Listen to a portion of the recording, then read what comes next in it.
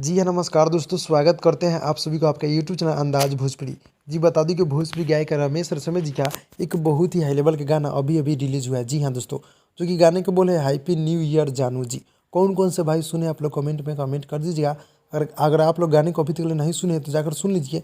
Ramesh रसोमे official से गाना छूट चुका है। जी हाँ दोस्तों, यानी कि नया साल का पहला गीत यानी कि भोजपुरी गायक रमेश रसोमे जी की आवाज़ में यानी कि हैप्पी न्यू ईयर जानू। जी हाँ दोस्तों, हम गाने को सुने हैं।